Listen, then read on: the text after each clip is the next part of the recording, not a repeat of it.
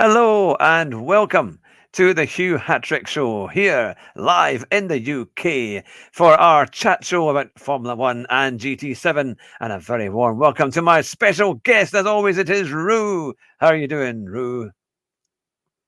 I'm doing very well, thank you for saying. The stream just started in my ears as well, so I just had to mute it. Ah, I'm doing very well. I'm okay. Still good to see you. alive. Good to see you. It's been quite good. We had a great race yesterday. I have to say, the racing is getting better. I think the Grand Prix are getting a lot more intense, a bit closer, a bit more interesting. And then kind of compare that to daily races that I've had a go at today that are as dull as ditch water. Well, maybe not really bad, but certainly not phenomenal. I didn't. Very kind of they've been using every kind of combination that they've used before, and they've decided to have a week of exactly the same. Yeah, and I like to also give a big warm welcome to all of our listeners on Podbean.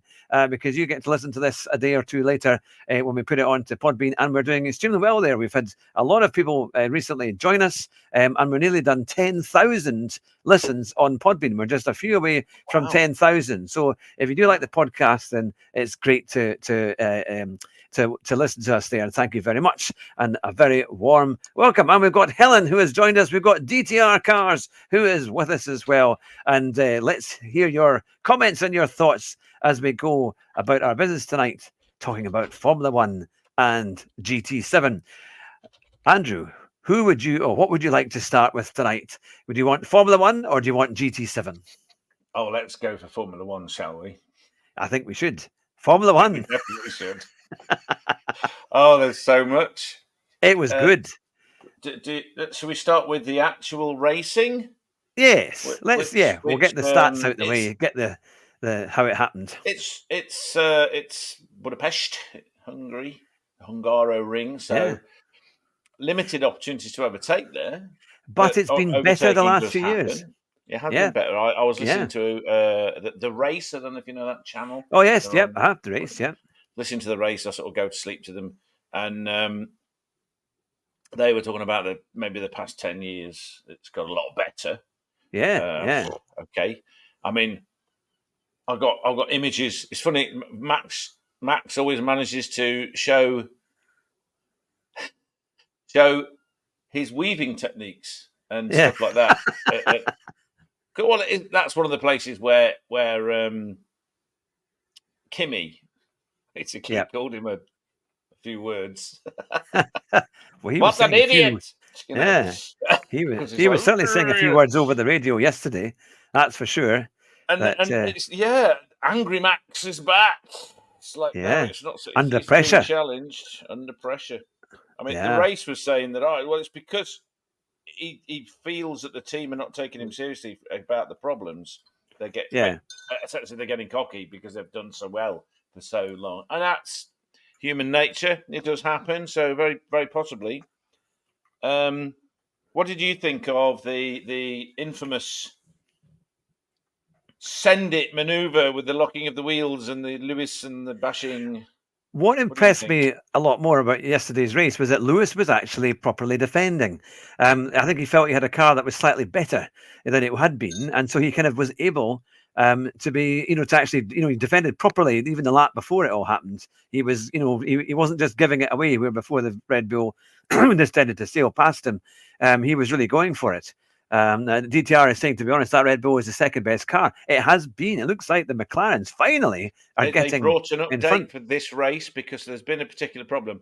It seems that they've still got a very good car in certain circumstances. I mean, it's still a very good car regardless. Yeah. But they have a superior car in fast corners where the aerodynamic downforce is required.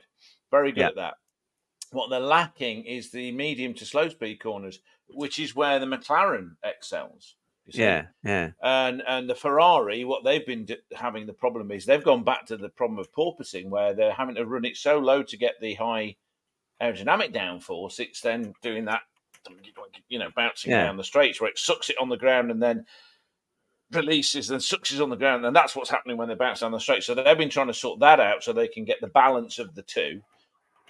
The Red Bull still got loads of downforce for fast corners, but somewhere like the Hungaroring, that's not useful. Barcelona, it's useful. The next race, Spa, I believe, is the next race. It's going to be important there. You know, going around Eau Rouge and up Radion and round the corner at the top. Yeah. It's all a high downforce, high speed kind of corner. You'll see, I think next week you'll see Max a little bit further up. But it's been struggling. So apparently this weekend he had, because of what, it made it a bit better, a little bit more predictable. But he had no front end grip. He likes the front end to be super sharp. He's like Schumacher used to be. Yeah. He likes, and Hamilton as well. They like the back end a bit loose and they control the back end. But if you're having to sort out that balance, the aero balance, and you can't turn in, it means you can't turn in because you haven't got that grip on the front. And then, so you're not got enough grip to turn in sharply and control the car with the throttle and the steering on the way out. You end up with much less grip in the slow speed corners. Yeah. Kind of like it's what he was complaining of. He was complaining that he couldn't turn in sharply enough and had not enough grip on the medium to slow speed corners, which is where the McLaren was excelling. And of course, you've got two now extremely good drivers in the McLaren, whereas he's got poor old Perez, who's doing a great job of finding the barriers. Yeah. Oh goodness, it couldn't have gone any worse for him. Poor thing. He really did. I mean, he's just signed that contract, and literally from the moment he signed it, he's barely finished, or he's he's maybe 6th or 7th. It was poor thing. I mean, he must be wondering. They're going to have to surely get rid of him. Oh, they're going to get rid of him. I think there was a thing about it on the weekend. Halfway break, they're going to get rid of him. Probably bring someone like Ricciardo in, because Ricciardo's been doing better. He's still not at the level he used to be, but at least he knows Max already. Something. He knows how the team works. Yeah, I think he'll come in and he'll be able to at least be able to support Max and support the team to get the drivers' championship. Because what's happening? I mean, I think Max is going to be pretty safe getting the not the drivers' championship, sorry, the constructors' championship. Yeah, I think Max is pretty safe in getting the drivers' championship, even if he gets challenged a bit. Especially now, Piastri's now starting to win races because I'll be interested to think. What do you think there? Because there was the whole palaver at the end. I was a little bit annoyed. I thought, surely for the championship they want to have Lando up there. Yes, I know he was ahead. Piastri was ahead earlier, but Lando's much closer to Max in the championship, and you kind of think those 7 or 8 points could be crucial. Because all it takes is for it now, if they go after the break, or if they win in Belgium and they start to get some really good points, and Max starts losing maybe 10 points a race, there is not going to be much in it. There's another 12 races or 11 races to go. It's really, you kind of think, right? They need to keep it there. We're sort of halfway, but I agree. I agree completely. It's. Yeah, DTR saying Lando can still catch Max. I think so. If he can get a run of victories, and have Piastri backing him up, and then it's going to be exciting. He lost. It's like Lando. Was it a couple of races ago? Lando should have won. But the team. What was really those medium tyres, wasn't it? Britain. You and I, we remember McLaren at its peak. And they would never make a mistake like that. Where they were challenging for titles all the time, and even then. It was always Williams and McLaren always were a bit of a joke on strategy compared with Ross Brawn. Whether Ross Brawn was in Benetton or whether Ross Brawn was in Ferrari, Schumacher often won on strategy. Yes, that's Kiwi. Kiwi has just joined us and called Myths and Legends. I'll put those words on my gravestone. I don't exist. I am a mirage. I'm a hologram. Look, I've got a H here. So I had a bit of a smile when I was listening to people sort of saying that the team's not used to winning. They're not used to acting aggressively as if they can win. And so they're always too cautious. And that's what ruined that other race. And in a way, it's what ruined what happened.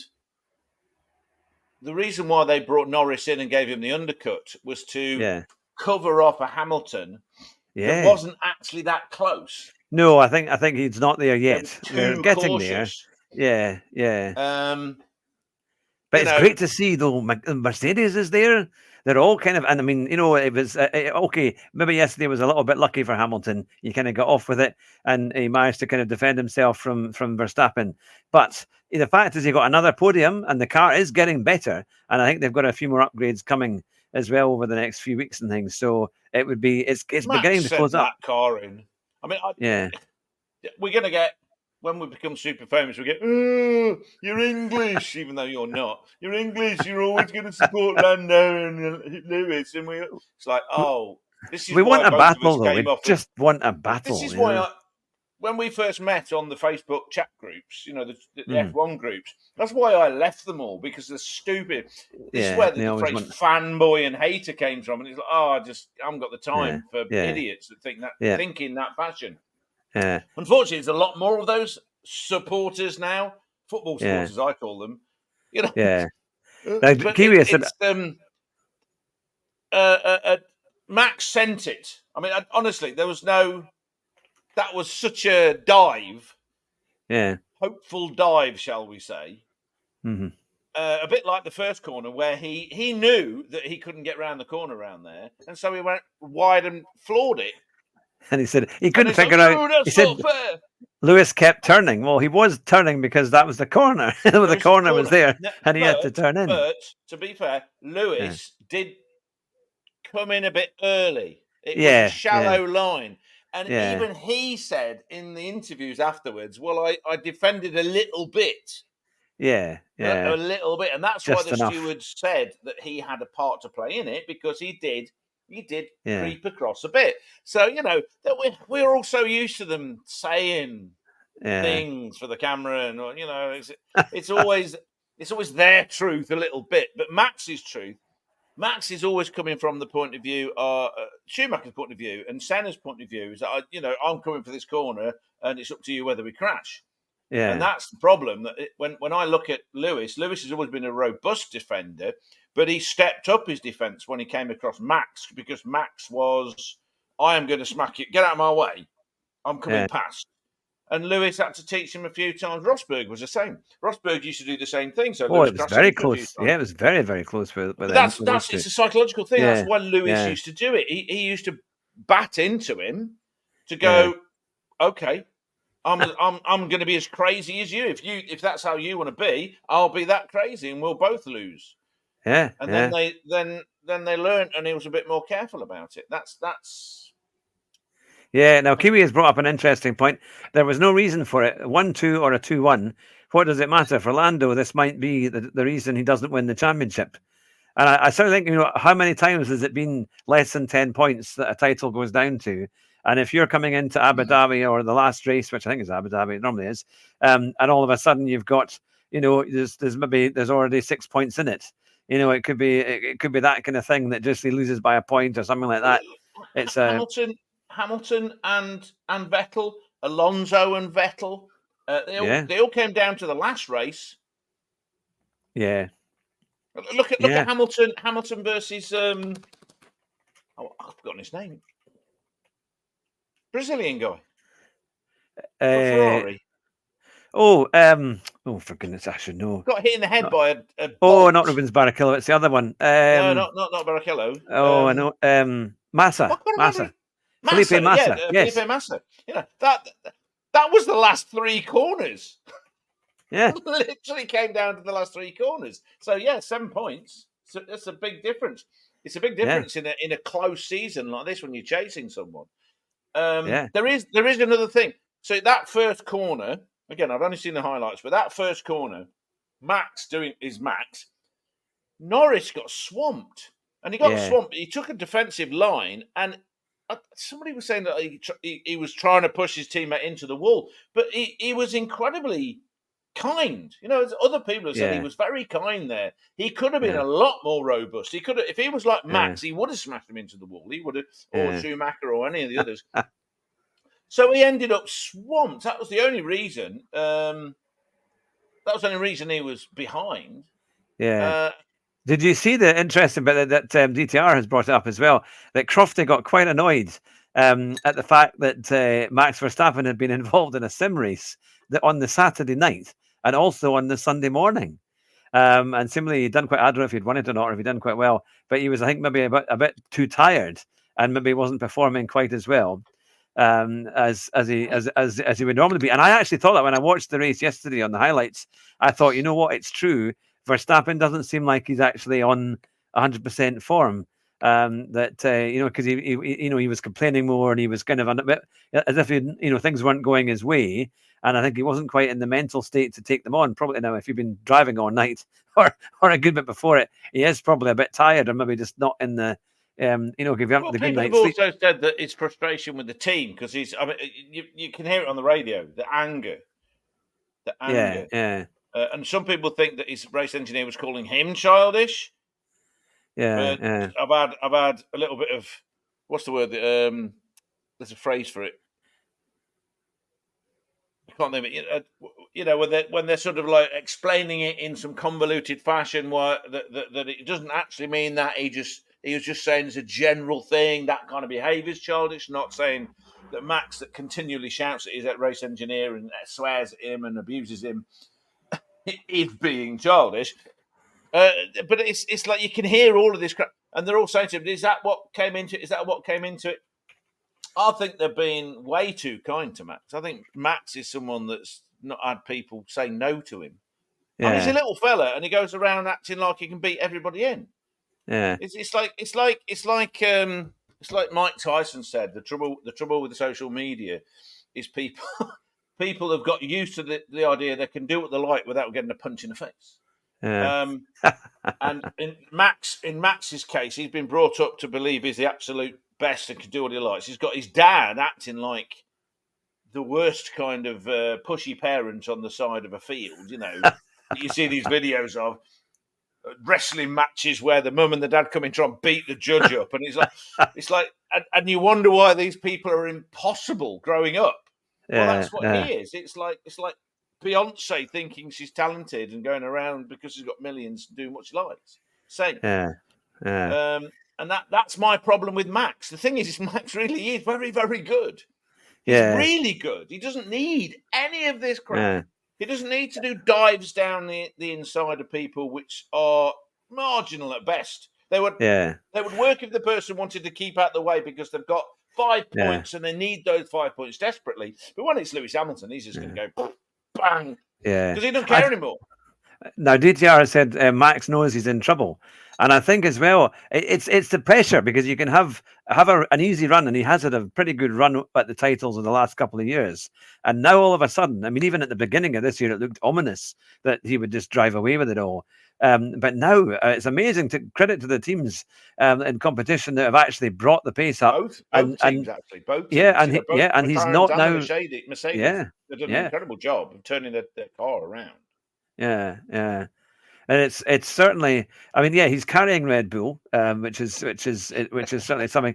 But he's not getting pole positions, so he's not just driving away from the front of the field. He's maybe third or fourth on the grid or fifth on the. It's quite interesting. So that's what makes it. He's under pressure, but it's good, and that's what he needs. That's what makes it a good sport to watch.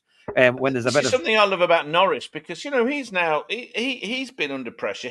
We'll see how it goes with him, but he's someone that acts in a more, I'm going to say, decent fashion in general, slightly more humble fashion. I'm pretty sure that he's able to push his way past someone if need be, but he tries to use skill rather than bullying the way, forcing the way past someone.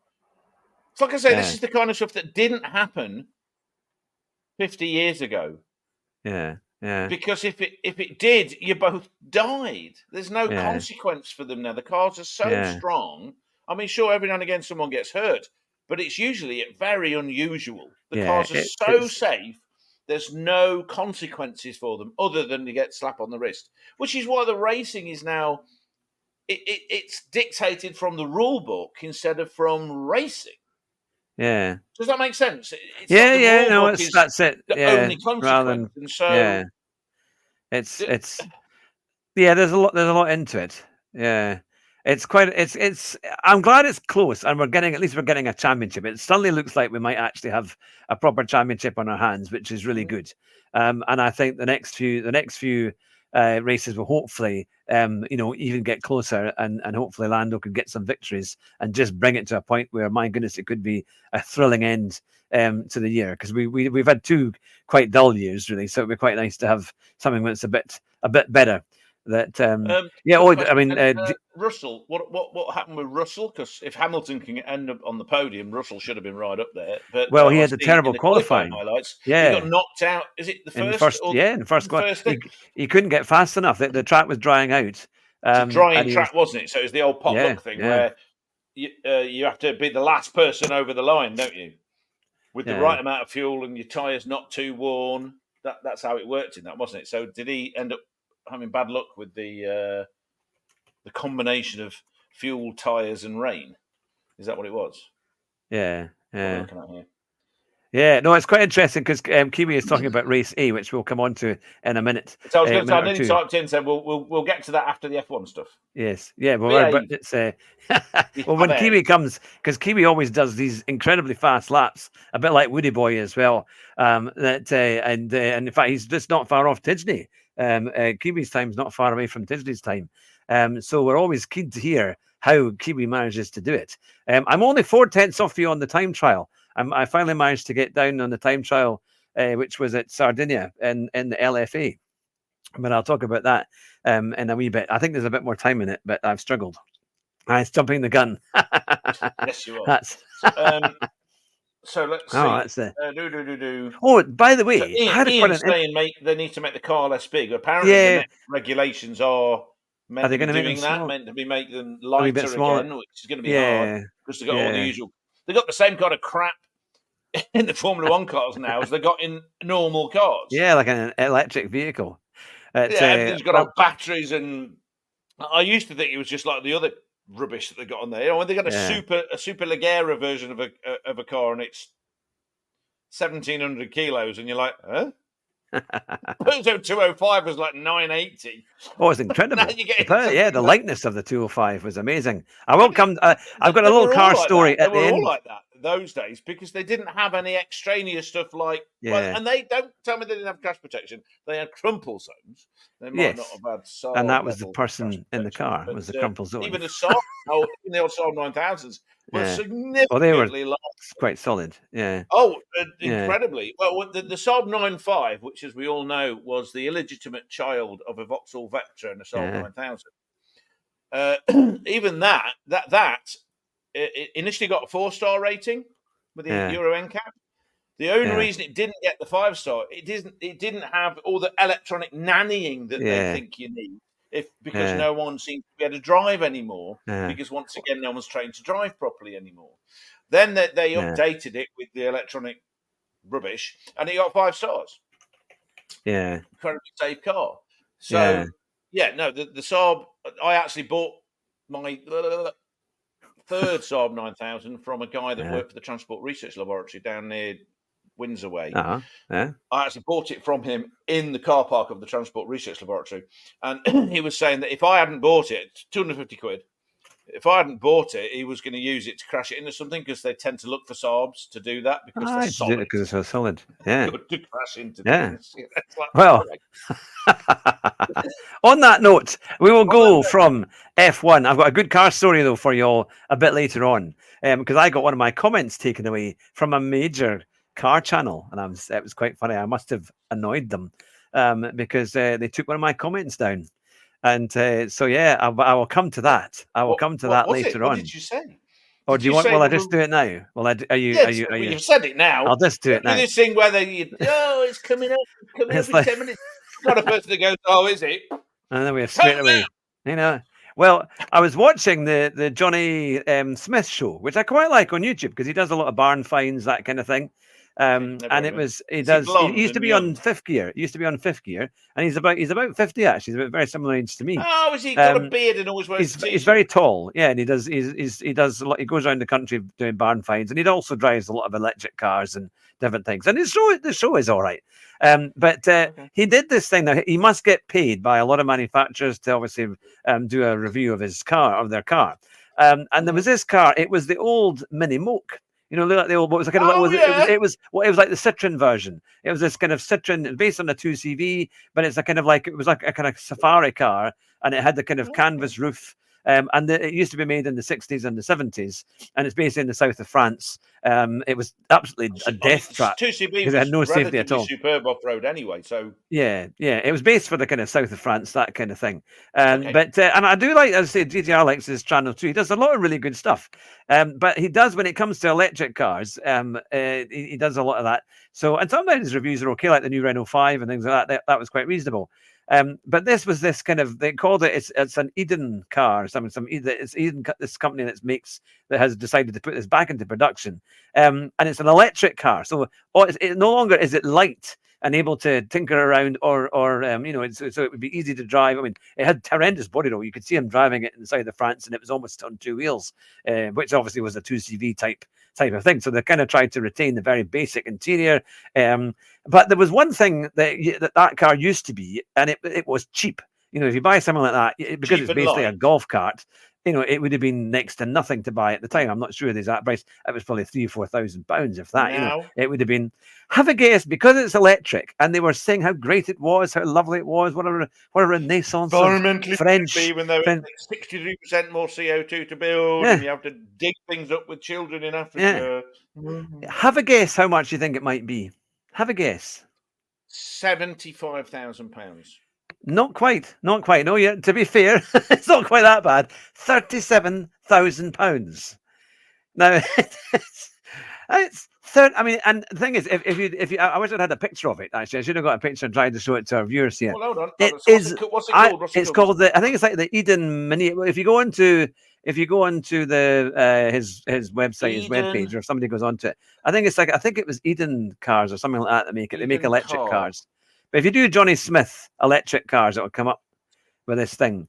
It's the most. Yeah, it's the most ugly. I mean, as a new car could look, they couldn't have made anything as worse looking than that. I mean, it's. I jokingly said it was like a modern day communist car, because it was that ugly and that awful. Neil's in. Good to see you, Neil. We are just having a quick meander into the world of electric cars as we go from Formula 1 to GT7. But it's good to see you. I hope you're well and having a good week. But yes, and every option, like the canvas roof, was about £4,000. And it literally is like something you'd buy at a home base. I mean, it wasn't even anything that looked particularly solid. I mean, it was dreadful. Everything looked as cheap and as nasty and as horrible as you could imagine. And they were saying how great it was. It was £37,000. So I said, I'd rather have a Renault Twizy. Oh, him? That. Oh, God, yeah. I hate him. I just find him really annoying. So I thought it was like one of the worst cars I've ever seen. I'm a Tesla driver. I love electric cars, so hate no sound. Yeah, that thing. But at least the Tesla is a good car. To be fair, the Tesla, you sit literally on the ground. Yeah, that's it, Mahari thing. Let me just. I've got this. I'm going to put it full screen. I've froze it, and so let me try and share this. Present. Yep. If I share that, I'm not going to bother with any sound. Yeah. And for our listeners here on Podbean, it's going to be the Eden Mahari. So if you want to look it up on Google, we can. I don't know if I can put it. I might be able to put a link to it in the comments here. Who is rigorously trying to? Oh, here we are. Add to the stage. Yes, there we are. There you go. Yeah, I remember him. It looks terrible. Look at him, he's struck. I'm sorry, but that is the worst looking car I have ever seen in a long time. Oh, I like that's the door. A new car. That's a new car. That piece of string. You might think if it was maybe £37,000. Yes. If it was £8,000, fair enough. It's a little kind of runabout. And if it had a wee petrol engine, brilliant. That would be fantastic. Wow. But at £37,000, yeah, exactly. DTR, I totally agree. It does look like something that came from the 70s, which would have cost £100. Nothing. Exactly. I mean, in the 70s. It would have been cheap and cheerful. That's why it was popular. And I kind of said to them, like, if you're going to make a new car out of an old name or whatever, to try and kind of ignite it all, kind of rebrand, rebirth it all, at least bring a car, at least make it better than the previous one. At least make it better than the original. When you think that's what Alfa Romeo or that group is it Alfa Fieste or everyone that do the old Alfa Giulia. the classic Giulia, but they've upgraded it all. There's the Alpha Fanatics or something. It's a father and son. Yeah, and they do a phenomenal job on those cars. But what a car! But that's kind of what you want. Car. No, Kiwi's been put off his ice cream for that photograph. Is it yes, Alphaholics, that's what it is. I mean, yes. That's the way of how to do it. Or the company as well that makes the the new Ford Escort Mark I Mexico.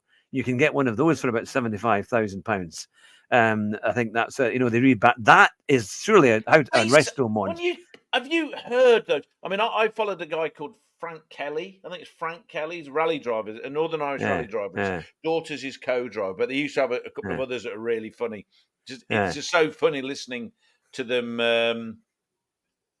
him read the pace notes and all this kind of stuff. But he's got a Mark II Escort rally car, and he's got this 2.5 litre souped up. It's got something like 350 horsepower, and it sounds. The old crossflow engine on those things, Ali Vartan and going out, the sound on it was just superb.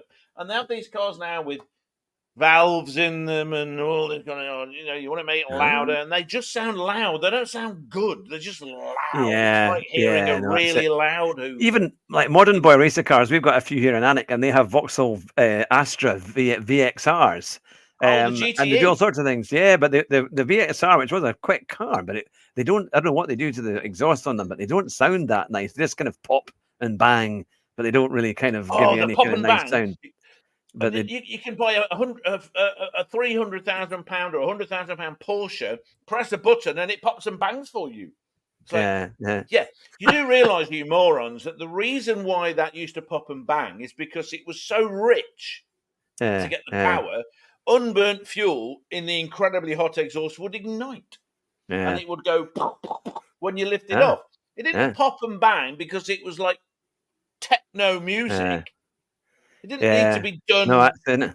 What's the point of it? And that's the difference. The Alfa Romeos, they're beautiful, but they're beautiful, and it's a mechanical beauty, isn't it? Those 2-litre twin spark engines were fantastic. Made the best engines. Yeah, they even look nice when you open the bonnet. V6, that 3-litre V6 was all through the 80s and 90s was considered the best V6 you could buy in the world. Superb engine, and it sounded incredible. No, I'd like to see that new Aston Martin. That's what DTR said. I know they had it at Goodwood, and so they had a lot of stuff on there. I've only seen a few videos of that, but I need to do a lot more. But the RB17, I think. That's going to be something else, isn't it? Let me just type that in. But so that's what we like to see. A resto mod, it needs to be an Alpha. The Alphaholics, Giulia, or that Ford Escort Mark I. No, they are, but I think the Escort's the cheapest. I think the Escort is about 75,000, and €6 million. My goodness, that will be something. That now Kiwi said his first car was a Mark I Escort, and it was orange. Oh, that would have been. I bet that there would have been a huge kind of push to put some nice Mexico wheels on that, and a few other to make it kind of. Imagine it's a proper rally car, because their wheels are tiny, aren't they? They were like about this size. They were kind of like these tiny little wheels on them, but they were quite wide. Now we've got one. We've got one to share. Oh yes, see about. I'm sharing the whole thing. So this is the RB17, which looks like. Yeah, it does look nice actually. It's all right. It looks like a WEC car, one of these World Endurance Championship cars, a bit, doesn't it? But with all that tech, at least that's one company that's actually making stuff that they almost put into GT7 in terms of, with those. I'm sorry, but let's do a quick comparison here.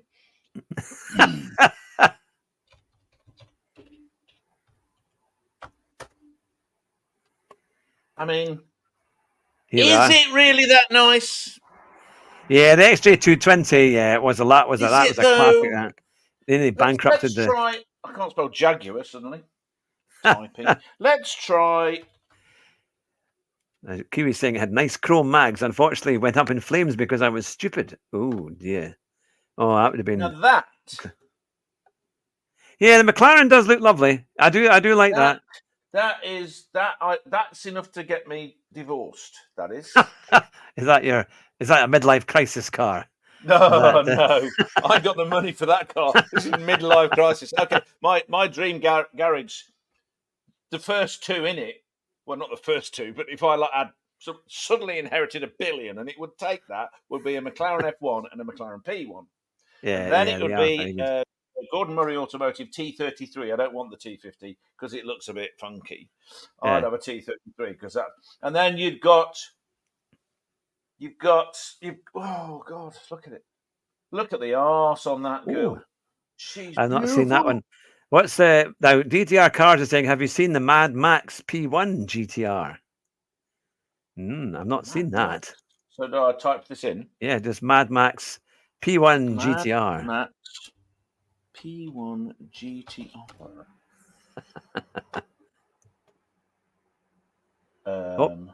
It must be a car. I don't know if is that the new one or is that the. Well, they've got the interceptors from the original, but are we talking about in Furiosa or something? I don't know. Is it Mike?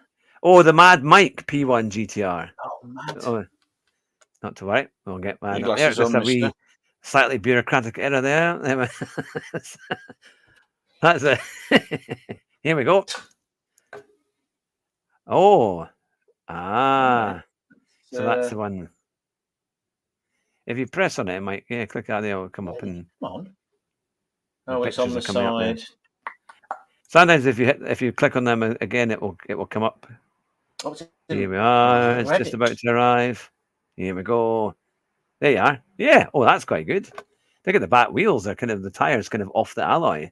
That's quite a machine. So if you're listening to us on Podbean, you're looking at the Mad Mike P1. It's a Red Bull car, which I think they've probably had at Goodwood, but it's power sliding. A rotary engine.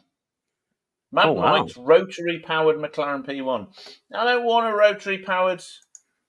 I like the Ricardo Engineering V8. Thank you very much, because it's just so good. Yeah. Well, now that we've done some cars, shall we go on to GT7?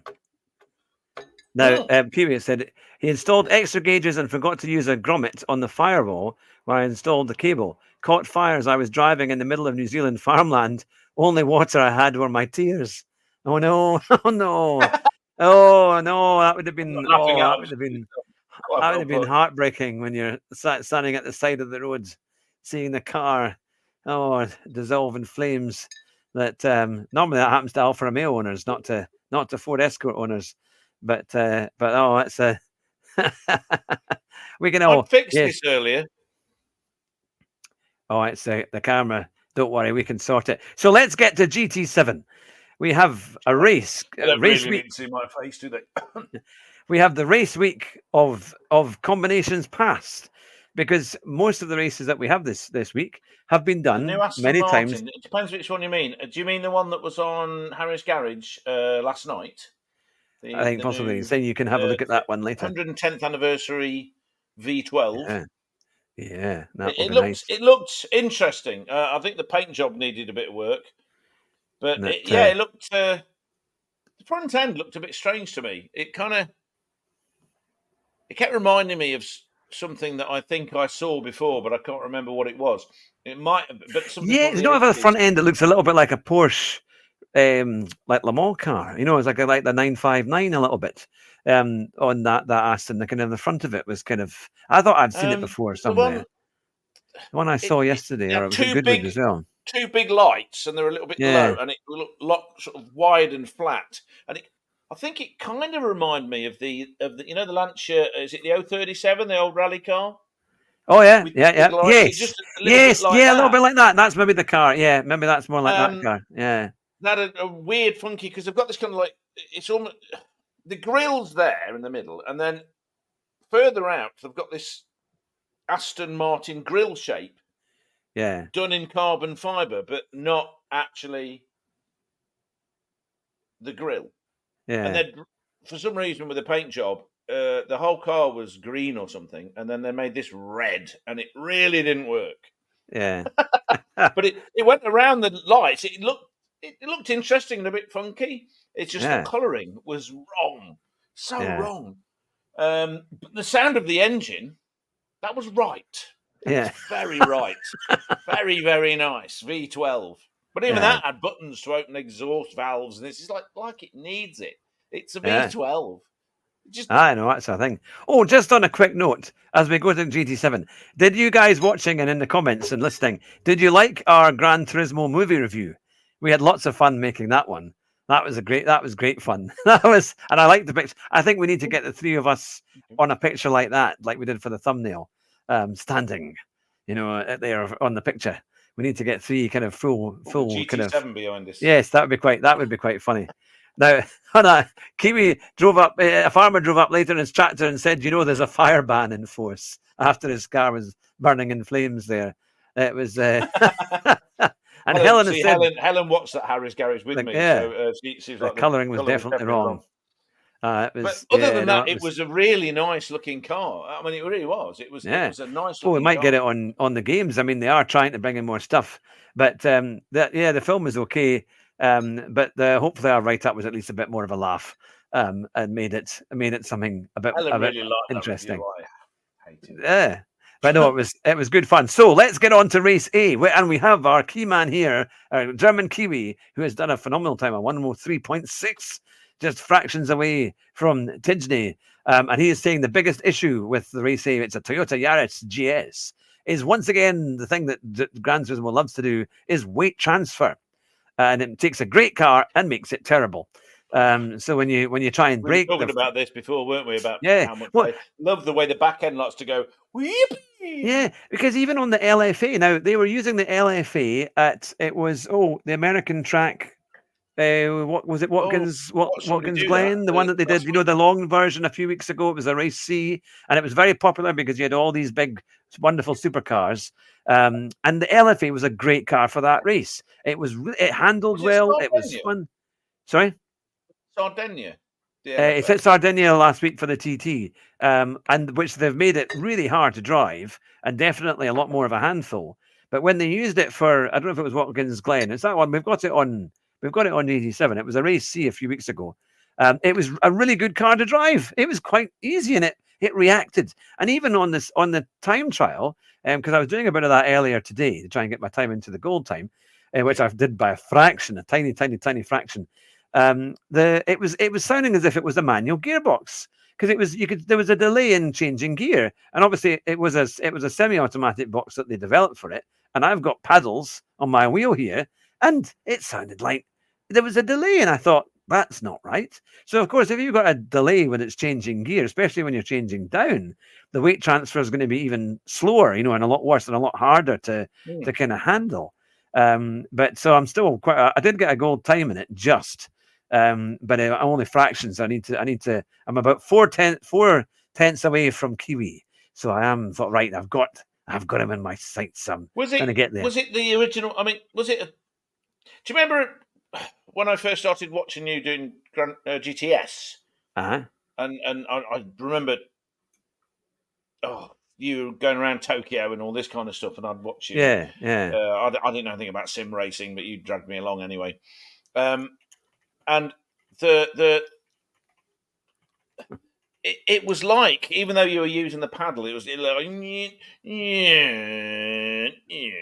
that. Yeah. So when I got on it, and you could change all these different things, I discovered the fully racing gearbox, and then that was and I wonder, with the gear change on this, is it the Yaris?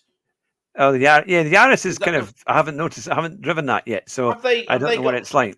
Do they do that to make it a road car, and then you got to do some things to it to make it a race car? Like a fast gearbox. Yeah, it's like on GT7, you can buy the racing clutch, and it gives you faster, punchier gear changes and stuff like that. Yeah. Well, I mean, we're not allowed. Or is it just bad? We're not allowed to alter it, so they've made it a standard car that we have to drive in the way it is. So. In fact, I don't even think there's brake balance or anything that you can change. Yeah, but that's what I mean.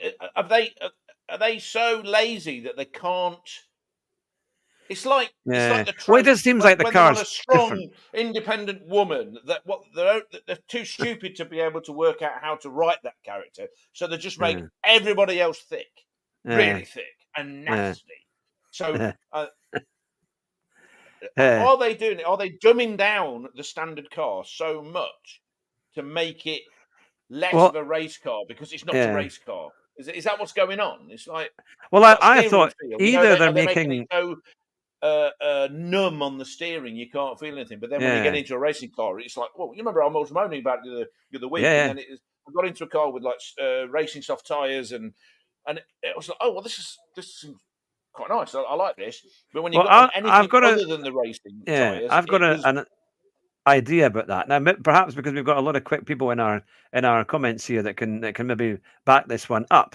That it's I think either they've made the because the time elevator's trials easy. in the last few weeks, to keep us on our toes. The time trials have gotten harder, and either they're making them tougher to get a good time, which annoys me because I'm thinking, right, I should be good at this game. I should be able to get.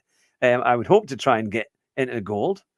But with the amount I play it, I would hope to be there. But because I've struggled, I was doing the Super Formula at Fuji, and I'm 10th off the pace, and I can't get that extra 10th to get me into gold. So I'm still on silver. And I think I should be able to do that because it's just the timing of those last few corners to get good exits. But I think it's either they've made the combinations tougher, so it is harder, genuinely harder to get a gold, and that's what's separating the really good drivers who obviously know how to handle these cars, or I'm there's something different. It just seems to be. Now Kiwi is saying same here, Hugh. So it's I think it is more competitive, but is it genuinely more realistic? Because sometimes I certainly find on my Logitech 923, it's very hard to get a consistent lap. Or you might do the first lap when you start the server, when you start your time trial. But once you've done your first lap, unless it's a really good clean lap, by the time you get to the second lap, it's as if everything disappears. The brakes go. Everything's not quite the same. Now I know in real life, every lap you do is going to be a little bit different, but you still want some kind of consistency, especially in a road car. There should be a reasonable amount of consistency. But I would be, now, of course, this is the big question. There's a physical change coming up on Thursday, and whether that's just for rally cars or whether it goes through a bit more of the game, I don't know. But it has annoyed me because I feel I'm getting worse and not better. And I can't blame my rig. I'd be the first person to blame my equipment.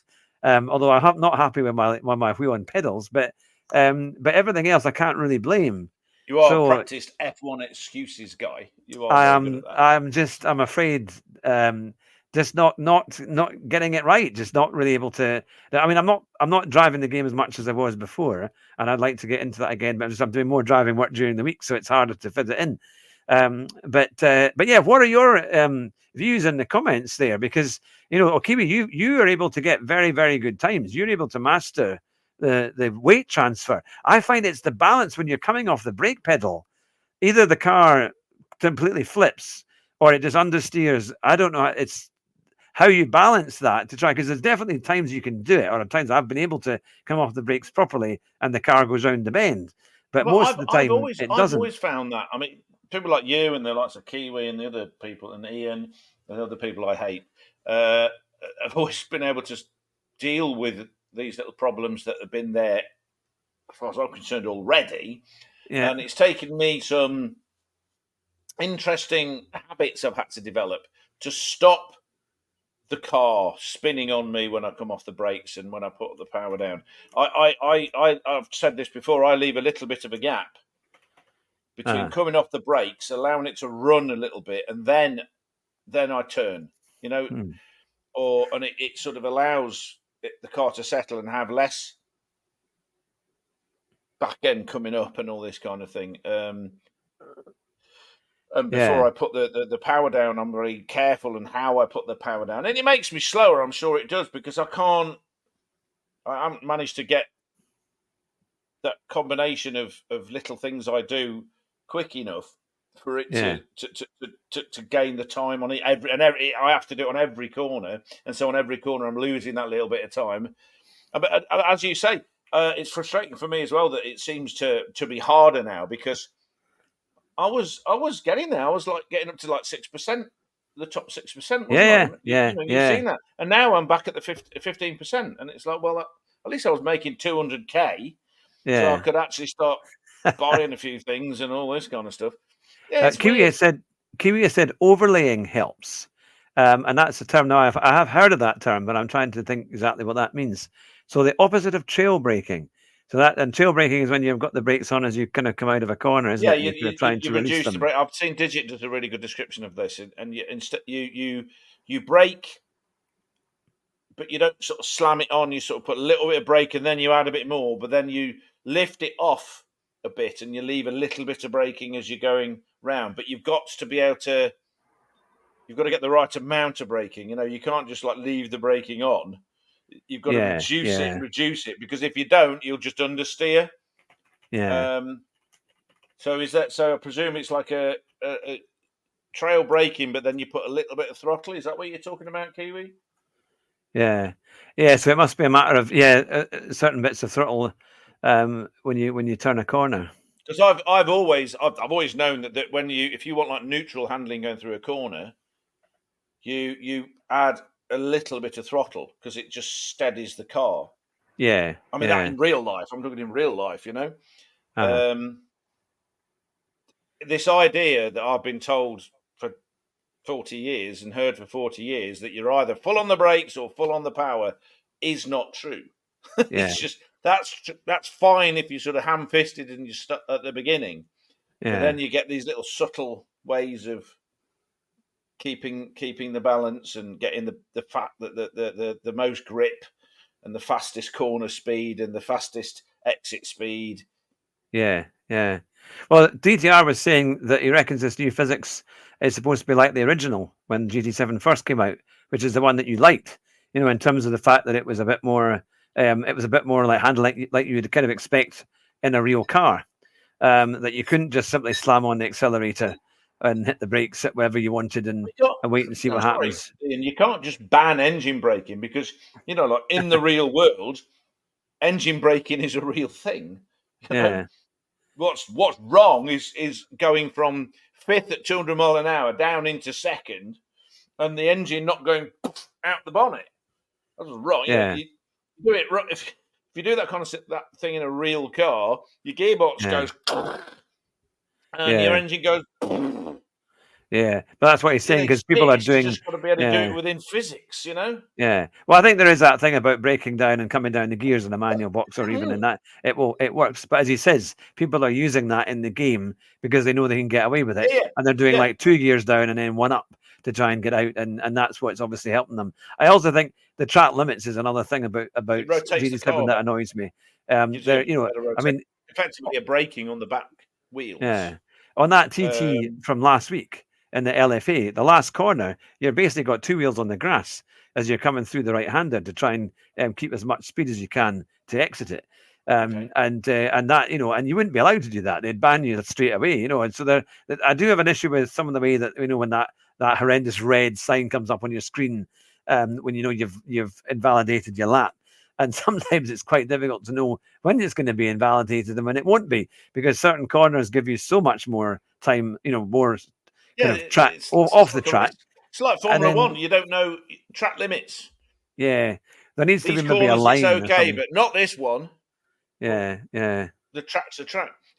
It's like Max doing that first corner. Back in the day, I mean, I hate gravel. I just hate it. But I used to like grass. Yeah. So just imagine, instead of it being nice tarmac and concrete, that was all grass. He wouldn't have been able to do it. It'd be 10th. Yeah, or crash. The consequence is simple. Then, if you come off the nice grippy tarmac and you end up on the green slippy stuff, no, that's it. You end up at the back. The problem is the grass doesn't slow the cars down, isn't it? That's why they got rid of it, because grass wouldn't slow the cars down before hitting walls. So the gravel was a bit better. And then they changed that, and a lot of these circuits they've got the tarmac for MotoGP. Yeah, because the gravel was badly yeah. injuring the bike riders when they came off. Yeah.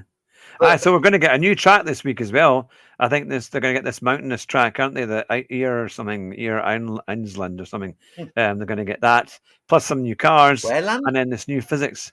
I think it's in Switzerland or somewhere. Is it Switzerland or Germany? It's some track that they used to have in like the earlier Gran Turismo games, but it was quite good. They've got some quite sharp corners and some very steep drops.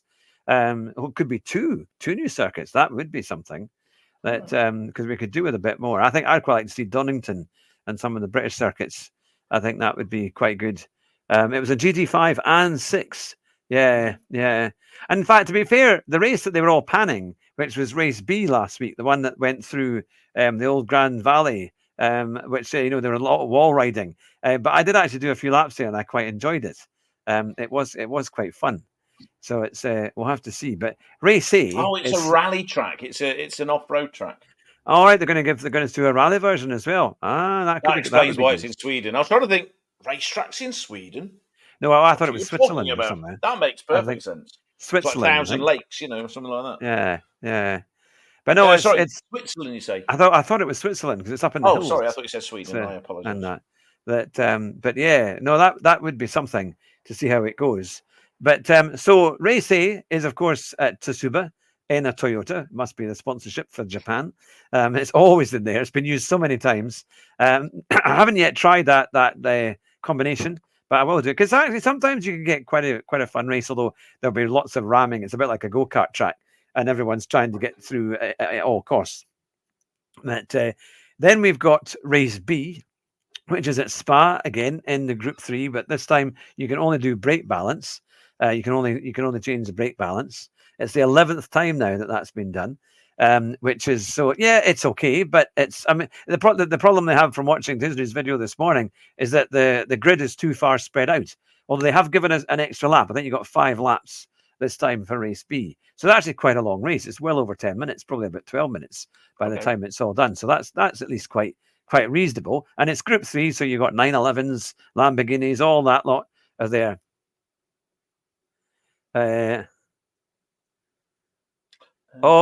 Separated on my other 2 accounts.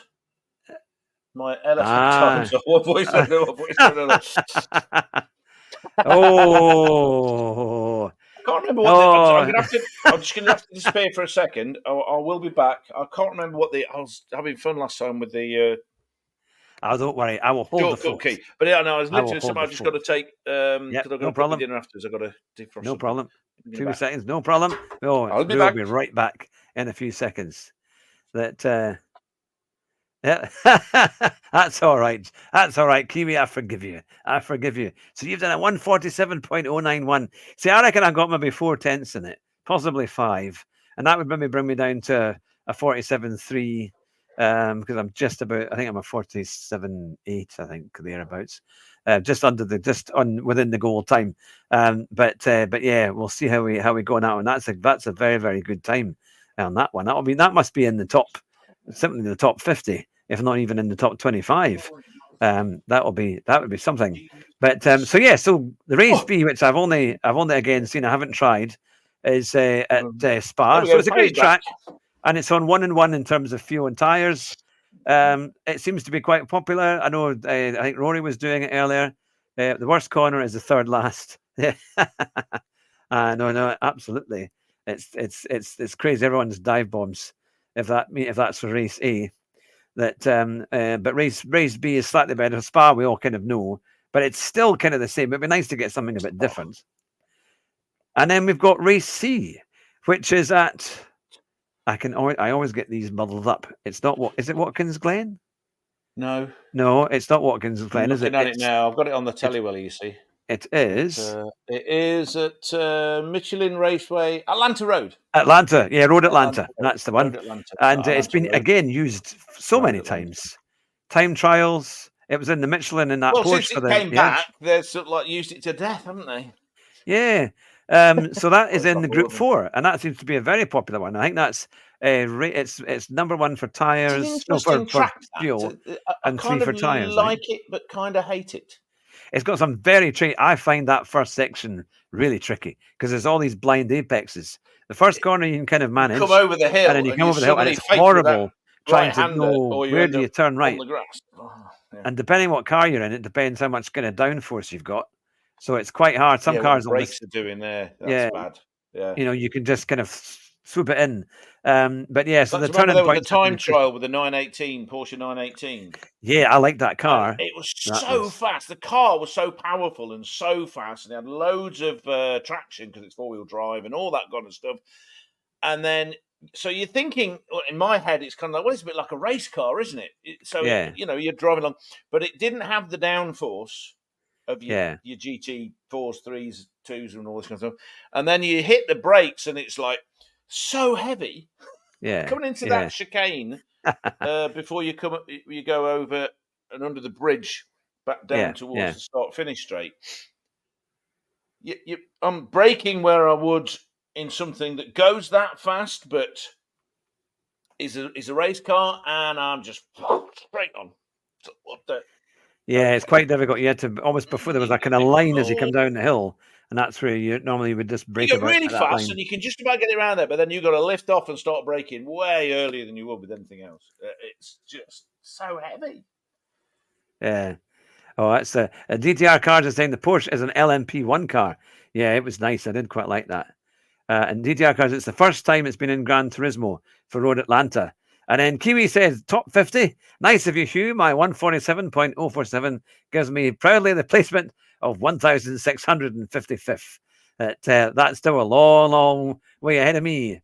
7/10 at least, about 8/10 Just ahead to of me. put that So. into context, and you got this idiot and Brain here and Arkies all going getting the gold time, and Yeah, and Arkies does I great do times. the same as them, and I'm in the top 5,672. It's like, yeah, okay. I I think we left need a to. comment on Arkies.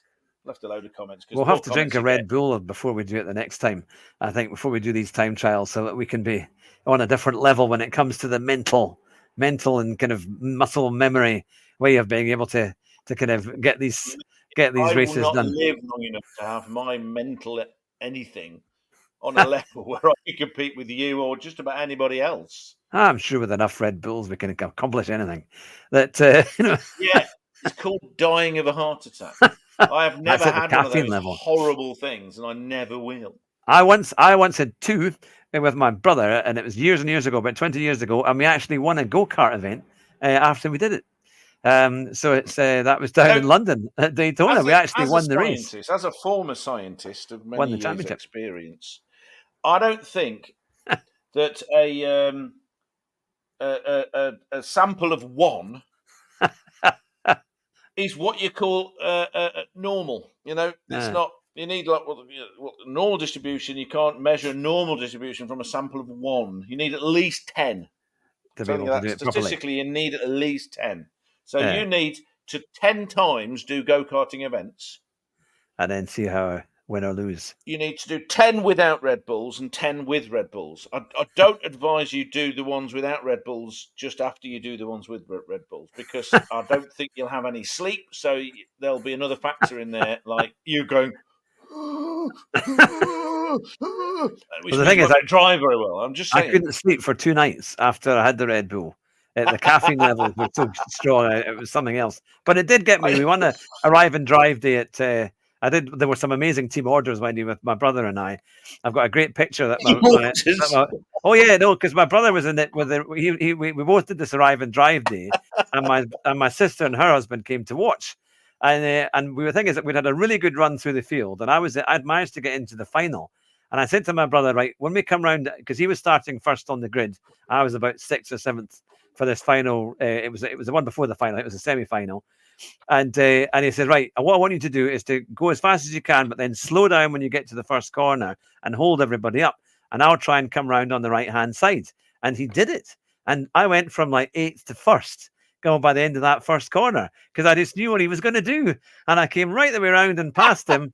And then I got into the final. And then I won it. That's like the driving equivalent of insider trading. Yeah, it was. It's like Yeah, no. evil man. That is a great statement. That is a great state. We need to put that on our. That could be our running thing for our YouTube channel for the show. And the equivalent of insider trading on our skills in terms of team orders. That now, Kiwi said the men who think that insider trading means making money from indoors. Oh, that's the thing. That now Kiwi was saying it can be frustrating. I made the comment to Greasy the other day that him getting a corner wrong means he was 6 milliseconds late on the gas pedal, and for me, waiting for the tow truck to get me out of the gravel. That as he responds, but yeah, no, it is quite a thing, isn't it?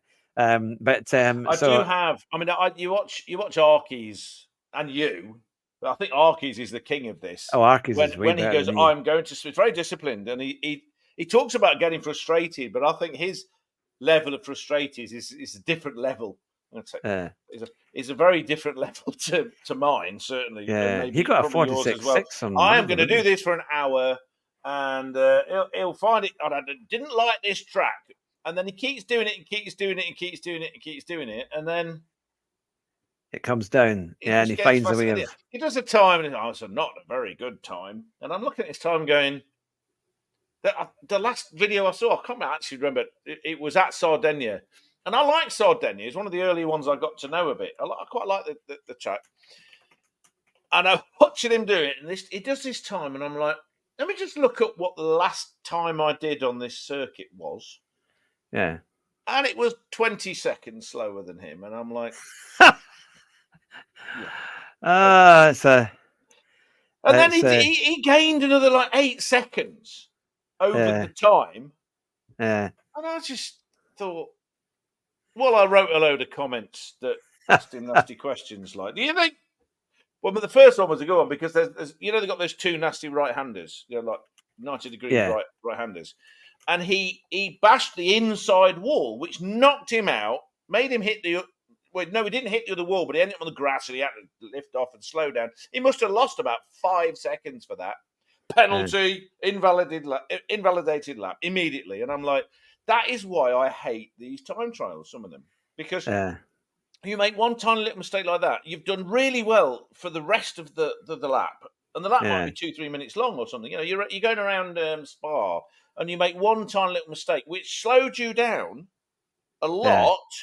And the whole lap's done. And this is when I start going and stamping on things like the throttle and the brake and just hitting the walls and going, and that's it. And I just give up. I've had it. No, I can't even get one time. Yeah, it's so annoying, is it? When they start you on the server, so it's your first, not even your start. You haven't even crossed the line, and it doesn't even let you slow down enough to get around the first corner that you face before you even get to it. And so you've got to be, as soon as you start, you've got to be on the brakes. You're going to be on the brakes straight away to try and get it round.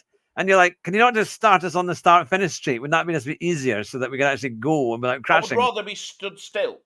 I'll accelerate up to whatever speed, and then first lap's a sighting lap anyway, and then the next lap you're full speed and you can sort it all out. But yeah, now like me, Kiwi, yes, he has come up with a great point. We have learnt through music to persevere. You need to tell Helen. So that's nobody else understands it, but Helen does. I wish I could play the piano. She can play the piano. Oh, she's like, tinkling, tinkling, tinkling. Oh, I made a mistake. Oh! So I understand it because I like, But he has said, like a musician, we have learned through music to persevere, analyze, and react quickly. And also, there's a lot of mental thing in that as well. When you're imagining as you play what it's supposed to sound like, so you're kind of your fingers are already kind of seeing those notes ahead of you and ready to play, isn't it? So it's and I suppose like in playing this game, you've got to look far ahead, and be prepared for the next corner. I think maybe depending on the setup, it's quite easy not to look far enough ahead as you play this game, and then that can slow you down. So annoying. I think this is one of the things that where I get friendly, helpful people trying to advise me on doing things, but they don't know how I work. So you're talking about, these patterns, this kind of stuff. Everything, and this is how my brain works, and it's how I've worked as a scientist. Everything is a series. It's a pattern. Yeah. When I memorize numbers, I can still remember the first telephone we got when I was growing up. I can still remember the number. Okay. Yeah. But it's a pattern. It's da da da da, and it's really weird. Yeah. It's like my phone number. Someone I do it in threes. Yeah. Da da da da da da da, something like that. It's like a rhythm. But my current phone number, I remember in twos. Da da da da da. And then someone will say, "Is it da da da da da da?" And I'm like, "I don't know. Is it?" Yeah, that can throw you with a mobile number. Yes, it is. It is that what you just said. Apparently, is the same as what's in my head, but it isn't. And it's the same. This is, you talk about you get into a flow. Yeah, it's when the patterns all come together, and it's down to the sound of the engine and everything. So it can't. It's no good someone saying on this corner you must do that. That doesn't work until I get to do it on that corner, and then I can incorporate into the weird way my brain works. Plus the fact, and then when you add on to that the inability to actually with reactions and making it automatic. Yeah. Now, Kiwi has said, Rue, your ability to remember stats baffles me. Very impressive. Now, I was going to say to Kiwi, what kind of rig do you have? Used to be a lot better. A lot better. So, I'm serious. I can't play the piano. Bash some keys like a monkey is what you are, a monkey. More like a orangutan, actually. Look. It's because you're Welsh. That's what it is. It's because you're Welsh. But no, I think also even just positioning of the rig is important, like how you sit on your rig and how it all works, because that can help. Anything that can help you to get a bit, not to be distracted. It's almost like if you're too close to the wall, that wall's going to come in your line of focus, isn't it? You need to have space around you, and you need to have the right kind of balance with with how far away the monitor is to where you're sitting. Make sure you can see everything properly and hear everything properly. Well, I know you've improved since getting that rig because it doesn't flex as much as the place. And I'm super pleased I've got a play seat challenge because otherwise I'd be on this. It was awful when I used to clamp it to this desk, mainly because the whole desk used to move when I'm doing stuff. But the worst bit was the pedals. Yeah. Now I'm having a problem with the pedals now because now I've discovered, you can calibrate the pedals. So to stop me having to push them so hard, I calibrated it so that like 80% full brake pressure. Except I don't think it really works that way. Okay, on the screen you get that, but I have noticed that I get more stopping power if I really mash the pedal. Yeah, something that's what you have to do. Yeah. Yeah, but I mean, even if it's calibrated and on the screen that bar goes to maximum, it isn't. But then the whole thing lifts up. Play seat challenge. Now, Kiwi has said that he's got a prime light. That's the GT Omega prime light. That's a nice rig, actually. A DD Pro. Now, that's a very good wheel and pedals. That's a very, very good wheel and it's also got a load cell on it. A 50 centimeter Samsung OLED. That's a nice one. And lots of LED strips. I race in disco mode. Yeah, I've got a little bit of LEDs here, and I've got a few more. I've put them around the television to kind of brighten things up a bit. But the DD Pro, because that is a really good wheel. And when I get as I'm putting my new sim rigs into the shop in Newcastle, when that comes about in September, I did look at the DD Pro. I also looked at the Thrustmaster. Is it Thrustmaster TGT? Because there's one of those as well, which is about £500 or £600, and that seems to be because that's built for Gran Turismo and games like that, and it seems to get quite a good one. But the DD Pro, I'm trying to think who makes that. That's not a Fanatec, or is that who makes the DD Pro again? That's not the Logitech DD Pro, is it? I don't think maybe it's a Thrustmaster. That I've mentioned all of the manufacturers, so one of them must be right. But no, I'd be interested because the DD Pro is people do like that, especially when you've got the load cell pedals. But it started about 4 years ago with a G29 and a play seat challenge. That's a Fanatec, right? Fanatec DD Pro. Now, of course, with all the issues with Fanatec, recently, haven't they? They've been bought out, or they're about to be bought out, and they almost went bust. So I don't know if their deliveries are still on track, but hopefully we'll get that will kind of get back to normal. And because Fanatec, they've got some great equipment, and I'm really really trying to consider what I'm going to use. Am I going to use? I don't think I'll use Logitech, to be fair. So I'm really more thinking about Thrustmaster or Fanatec. I think those two, unless the Moza make a great wheel, but it's really for PC, and I'm not sure whether I'm going to use. I'm really kind of wondering: do I use console or do I use PC? There's probably a bit more scope if I use PC. Is it the GT Pro? That one that they're sort of like a mid. Is it? I don't know. What do you call it? Yeah, is it about £1,100 or something? Is it not? Yeah. I know it's expensive, but it's if you compare it to other. Let's see, is that going to work? Yes. Fine. Yeah, that's better. There we are. I kept thinking there's a film on it. That's what I keep. But it's not. It was a bit dirty, so maybe that didn't help. But that's better now. German Kiwi was saying Greasy Sam Squatch has had real issues with his Fanatec. He has to send stuff back and all sorts. So I would like to try and avoid that because I need reliable, tough sim rigs that can obviously last the test of time.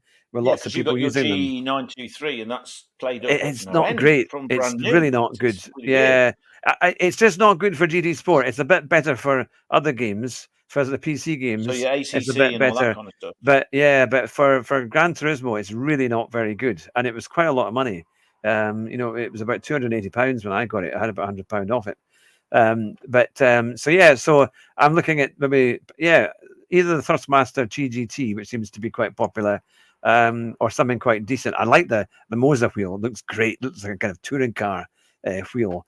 I would quite like that. But it's also the cost because I want to keep things relatively sane because you don't want to be having too much expensive equipment there. So it really needs to be reliable. But so this Thursday, when this update happens, all you've had to do is about 2.5 years, no real problems. Grizzly was extremely unlucky. Yeah, because they've got a really good reputation, Fanatec, over the years for getting great stuff. I know that I'm sure it's Rory uses Fanatec, hasn't he? He's got all the different a lot wheels. Of them do, don't they? Taya, she used to use a Fanatec, didn't she? Yeah. Fanatec or Fanatic? Because I always thought it was Fanatec. I think Fanatec. Yeah, Fanatec. Fanta, But then I realised Fanatic, like you're a fanatic. It could be. It could be. I wonder whether they intended it to be Fanatic, but everyone started calling it Fanatec, and they just went, "Oh, okay, we give up." I wonder, actually, is anyone going to be going? Marketing department trying to be clever. There's a big sim racing show. I think it's is it September time? September, October in Germany. They have the European sim racing show. It used to be at the Nürburgring, which was great, but now I think it's going to be in another part of Germany this year. I know that Josh Martin is going to be at that. He's going to have stands. In fact, Josh Martin is going to join us for an exclusive live stream on Wednesday at just after 5. I've got the post up there for that. Presumably, you'll be asking him lots of questions about the partnership with. That's David Perel's. Yeah, that's David Perel's. He does the ACC. I thought Josh was involved in Sim Grid as well. Yes, originally. I know he's got his Sim staff thing. I know that, but I thought he was also. He was with them for. He was, but he's now left to run his own company to run Sim stuff. Okay, I didn't realise. So that'll be a really good special because Josh has done huge events. Children in Need, F1. He was at Goodwood. They had multiple stands at Goodwood that they were supporting. In fact, he's just done a video on his YouTube channel there, which is well worth watching because it's got all the kind of stuff that they do, and you can actually work for them. They're going from strength to strength. And they're all over the world now, not just in Britain. Just don't try and contact them over Discord. And I think you have to be invited or go through the website, which is simstaff.net. But we'll get that. I'll make sure it's in the. That was maybe my fault. All your fault. I don't know how I manage it. We manage it. But no, they even do commentary and events and all sorts of stuff. And filming. No. You can sell the hot dogs at my site in Newcastle. I'm not moving to the northeast, all right? I gave up the chance to go to Newcastle University, Poly, many years ago, all right? There's 10% off for Too many for all our members of my family I subscribers. don't like up there. 10% That, off. 10% for our off subscribers, I might even get, if Northumbria. you come from abroad, I might even be more generous Listen, than that. it's look, my family moved away from Northumberland, Scotland, Northumberland. They As came far away as south. they They could get. got to the East Midlands and thought, this is south enough. Thank you very much. And I migrated a bit further north back again, and then went, no, That was enough. west. That was enough. West. Well, I'm as north as mostly as north as I was, Huddersfield. So are we all west? Are we all hoping that this Thursday we're going to see GT7 kind of take a big step forward, and hopefully with this new physics platform that they've got? I want to know what the physics is going to be like, because I am reflecting a little bit back on what you were saying about how it keeps changing. I am so sick and tired of the physics changing. I really liked the physics at the beginning, and then all the GTS is not good enough. It's not like GTS anymore. It's too much like a car. And so they turned it into GTS, which I despised and couldn't get friendly with. And then they've been sort of like going, we'll fiddle with this, we'll fiddle with that, we'll make it like that. And every time you get an update, it's different. And it's like, oh, God, just pick one. Yeah. You've got this. They went on and on and on. Ian will say. They went on and on and on and on and on about how they've got this fantastic new physics model, and it's so realistic and it's better than everything else. And I thought it was pretty good as a car driver that can't afford to run a car anymore. It's like you used to say that the great thing about these games, sim racing, is that you get to drive and race in a way you'd never be able to, because we haven't got the money and all the things you need.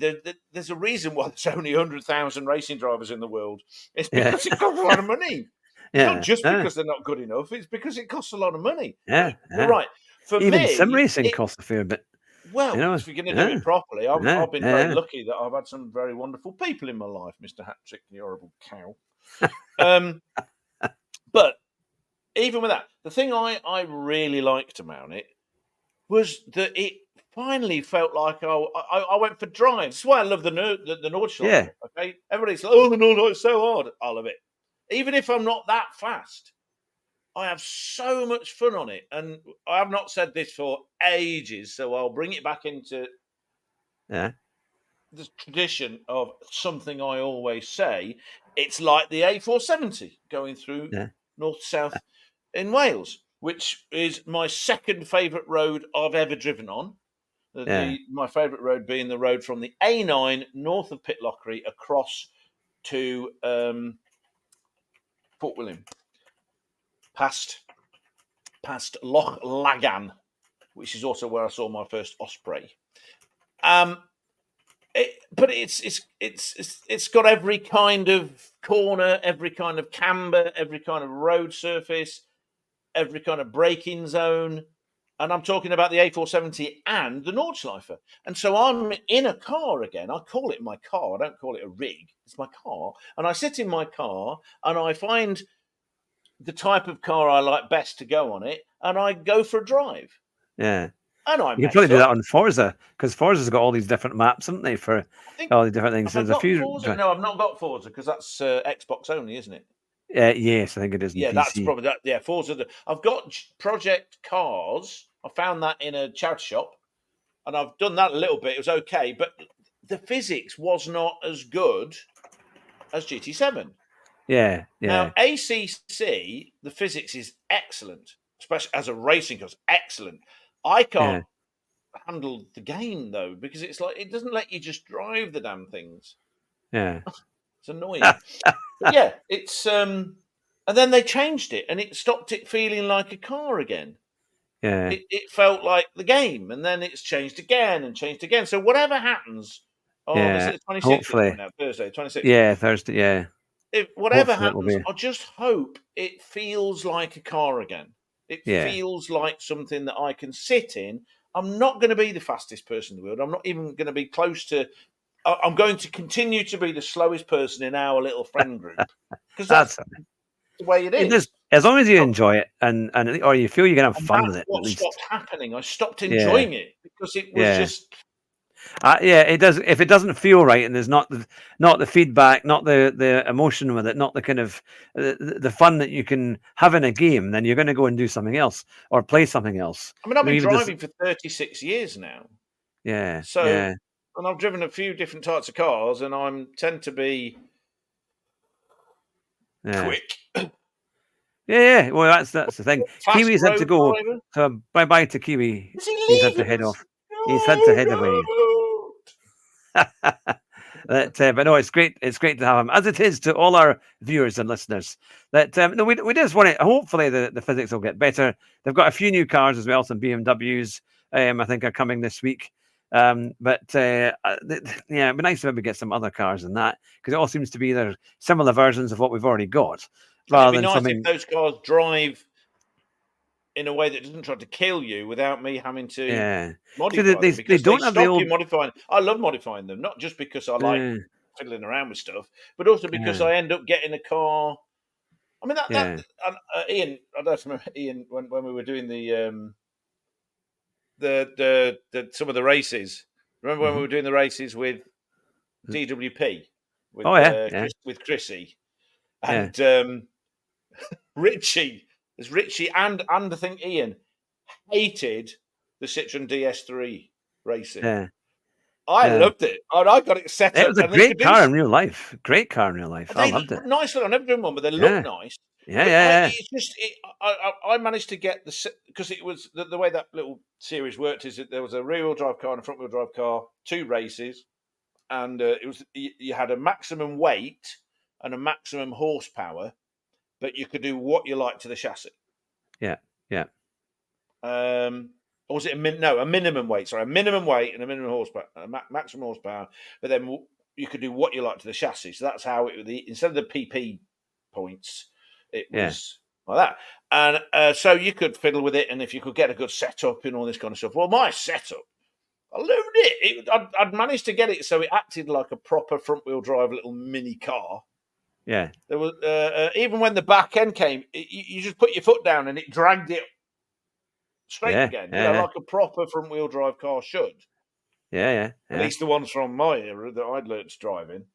Uh-huh. It was great. They hated it. They just couldn't get on with it. And I felt bad for them because whatever settings I tried to help them with, they just couldn't deal with it. But Yeah, then I have the same problem when you have like a daily race and you can't, or a time trial, and you're not allowed to fiddle with it because I yeah, can't get it to behave well. yeah. In the same way, yeah. Or it's not geared right, or it's kind of you've got to Yeah, kind of make when do with what. Yeah, you're bogged down. Come on. yeah. Well, that's the other thing I noticed. Now, was I in the? I think that was in the LFA. I had the traction control off, but it was still slowing down. You know, when you accelerated full whack, you would go up the rev range, and it would go, and it was almost as if the traction was on. And I thought that's not right because the traction was clearly off. A DTR is saying, to be honest, the BOP on the road car is awful. Yeah, Yeah, it can make a this real difference, isn't it? It's not great. they But tried to sort of sort it out, and then you get all that stuff down the side. It gives you it gives you like, is it performance points at oh the yeah, different yeah, gears, and it has like a G-force at cornering and all this kind of. But all that's just rubbish. yeah, It's yeah, just whatever numbers is going there. Because I tried to yeah, use that. I watched a video, somebody saying how to set it all up and this kind of stuff, with Gran yeah, Turismo 7. And I thought, okay, I'll give that a go. And then yeah, it's nonsense. It's just nonsense numbers. I think yeah, there's so much more in Gran Turismo 7 hidden behind the scenes that they don't reveal. Things yeah, like tire temperatures, that they have tire. You could have something that shows you the tire temperatures, like in yeah. An ACC, ACC. but Yeah, they don't allow it. They yeah, don't put it up. I think I watched a video. It must have been a couple of years ago yeah, of yeah, someone that had seen, or they'd seen something. They were involved with something, and it allowed you accidentally had the temperatures on the screen yeah, of this thing they were doing, and they were like, so this is obviously there. It's just they don't put it up yeah. Maybe in somewhere for Super you to be able to see GT, it. because sometimes he goes into the ins and outs of GT7, Right. and I like to see what's in it. But yeah, no, it's quite interesting how it all. I just hope it makes a bit of an improvement, because I do find that it's just a little bit. There's not so much feel, and there's not. It's very hard to drive the car in a realistic sense and get a good lap time. Yeah. You've got to really drive it in the gaming sense to be able to do it, and that's what makes it difficult. But no, I think that's the thing. Well, we've been going for an hour and a half, which is not bad going. I'm going to have to call it a night. Yeah, GT8 will be even better. But one last question. I was just going to say, is GT8 in I don't know. the works, or is that was one of my questions. How many years was GTS out? It was a long time, wasn't it? It was a long time. Yeah, it was 2017, or maybe even earlier. Yeah, 2017. It did last, and it was 2022. Yeah, so we're only really 2.5 years into it. So you wonder. Apparently, it is in the works. I guess that makes sense. I would imagine that it would be halfway through. But I still think it's got a few years yet. GT7's got a few years yet to be done. But my last question... They've evened out so many little problems, because remember all the criticism and trying to do lobbies and races on GT7 at the beginning was just... Yeah, it's still slow to do lobbies. Trying to log on to the lobbies is really slow. Remember that? It was one of the... I can't remember what racing series it was, and Ian might remember. It was at Watkins Glen. We got so many laps in, and then all the cars suddenly flew in the air. That's incredible. Yeah, there was all. I remember there being problems. Remember that one? But the EDTM, yeah. But I never, because I was busy driving buses. I can't. And I was just like, I missed all that. What the?